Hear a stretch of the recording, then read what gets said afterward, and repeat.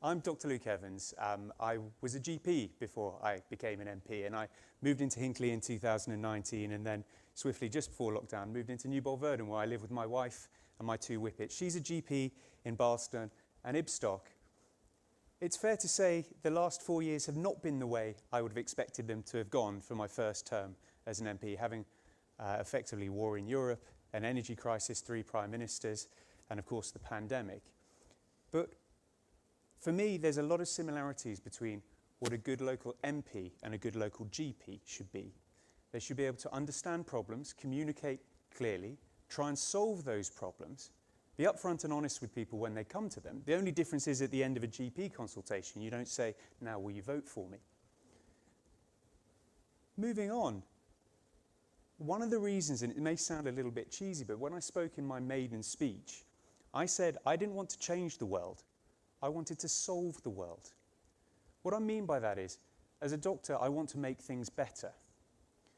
Now, you've got to remember the context of what we're dealing with here. We've borrowed £400 billion to deal with the pandemic.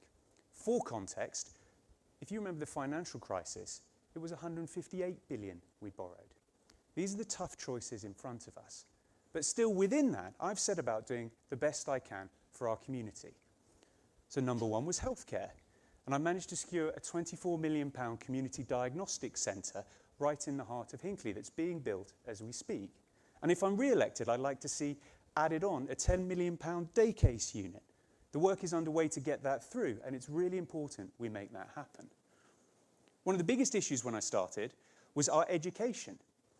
The Hinckley School was potentially going to close, which would have put huge amounts of pressure on our school system because our secondary schools are bursting at the seams. But working with government and the schools and the Futures Trust, we got millions of pounds into that school. It's been taken over and now has gone from inadequate in every Ofsted category to good in every Ofsted category.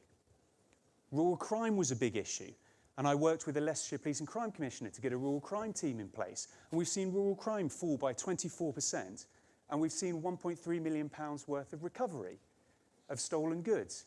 And when I go to the Leicestershire Police side, they actually see things like hair coursing on the walls saying that matters. That's because of the representation we can put in as MPs to say this matters to our community. Another thing, especially with the pandemic, was our broadband. When I came in 2019, it was just 0.2% of our coverage in our area was 1 gig or faster. That's now over 70% in the last 4 years. An incredible difference that means people can work from home and connect in this more interconnected world. On the national scene, it's not just about what we can do locally. I wanted to make a difference for some of the things that I believe in. So number one was body image. And I set about a cross-party campaign to get 76 cross-party MPs to sign up to get companies not to digitally alter their advertising and their body proportions. And the likes of Marks and Spencer's, Boots, Aldi, Pure Gym, Boohoo have all signed up to do so. Spurred on by that, one of the biggest things we have as an 85% rural agricultural area is our farmers. And when I asked them what more can we do as a government to help you, they said, we need people to buy British and back our farmers. So I set about a campaign to get a Buy British button online on supermarkets. We have it when you have Christmas, we have it when you have autumn, it pulls it all together. 126 cross-party MPs signed those letters to the supermarkets.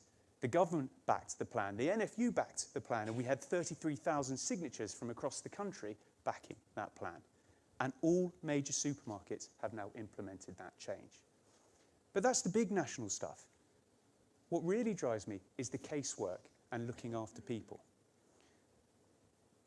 One of my biggest successes was helping a lady who came to me who said, Luke, I've had a problem. I got a letter from the DWP a couple of years ago. I think it said I'm owed some money, but I can't find the letter and I don't really know what to do. Me and my team set about finding out about that. 2 weeks later, just before Christmas, the lady got £96,000. That's life-changing sums of money, and that's all because an MP picked up the phone, sent a letter, and made a difference.